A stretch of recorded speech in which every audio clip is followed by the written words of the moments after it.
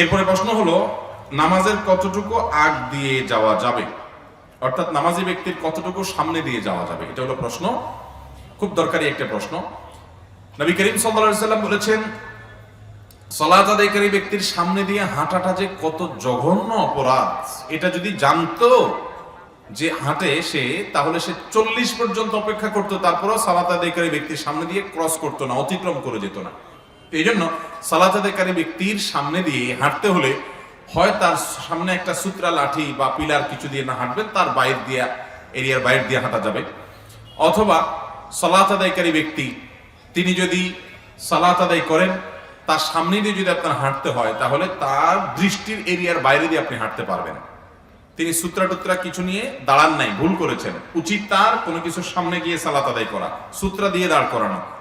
কিন্তু হঠাৎ তিনি মসজিদের এমন জায়গায় দাঁড়ায় গেছেন যে সূত্রা নাই, অথবা তিনি 1-2 রাকাত পরে এসে দাঁড়াইছেন, এখন সালাম ফিরাইছে ইমাম, তিনি তারগুলো আদায় করতেছেন, সূত্রা নেওয়ার তো সুযোগ হয় নাই।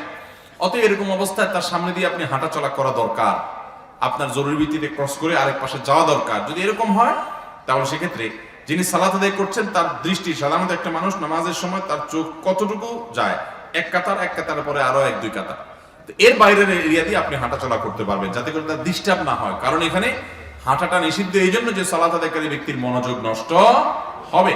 এবং এই জিনিসটা এরকম জঘন্য, নবী সাল্লাল্লাহু আলাইহি সাল্লাম এও বলেছেন, সালাত আদায়কারী ব্যক্তির সামনে দিয়ে কেউ হাঁটা চলা করে, সেই জন্য তার সাথে যুদ্ধ করে, অর্থাৎ তাকে থামায়, তাকে যেন প্রতিহত করে।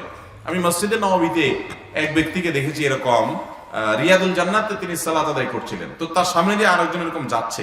রিয়াদুল জান্নাতে এখন একটু নিয়ম শৃঙ্খলার মধ্যে আসছে, একসময় তো যার যেমনি খুশি এমনি আপনার বসে থাকতো এবং হুলস্থুল করতো।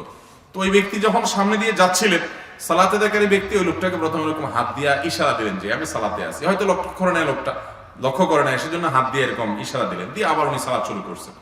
লোকটা তাও যাচ্ছে, আবার তিনি বাধা দিলেন, লোকটা আবারও তেড়ামি করে যাওয়া নিয়েছে। এবার দেখলাম সালাতের মধ্যে এক হাত তার এখানে আছে, আর এক হাত দিয়ে এভাবে কলারটা ধরে একটা মোচড় দিল। খুব লম্বা শক্তিশালী মানুষ ছিল, মোচড় দেওয়ার পরে ওই বেচারা কাইতে নিচে পড়ে গেছে। এর মধ্যে ওই লোক সালাত শেষ করছে, কন্টিনিউ করে চলে গেছে। তো সালাত আদায়কারী ব্যক্তির সামনে দিয়ে কেউ যাওয়া, এটা খুব জঘন্য অপরাধ, আমরা অনেকে যাই না। কিন্তু যিনি নামাজ পড়বেন, তার দায়িত্ব হলো কোনো কিছুর সামনে দাঁড়ানো। যদি তিনি ভুলে যান অথবা তিনি মাসবুক হন, তাহলে সেক্ষেত্রে তার সামনে দিয়ে হাঁটতে হলে তিনি যে কাতার এই সালাত আদায় করছেন, তার আরো 1-2 কাতার রেখে আপনি সামনে দিয়ে যাবেন, যাতে তার দৃষ্টির এরিয়ার বাইরে চলে যান। যদি তার কাতারের এরিয়ার বাইরে, অর্থাৎ সেজদার এরিয়ার বাইরে দিয়ে যান, অনেক উলামা একরামের মতে জায়েজ হবে। কারণ হলো সেজদার এরিয়া পর্যন্ত হলো তার মনোযোগ নষ্ট হওয়া না হওয়ার হক আছে, এর বাইরে দিয়ে আপনি গেলে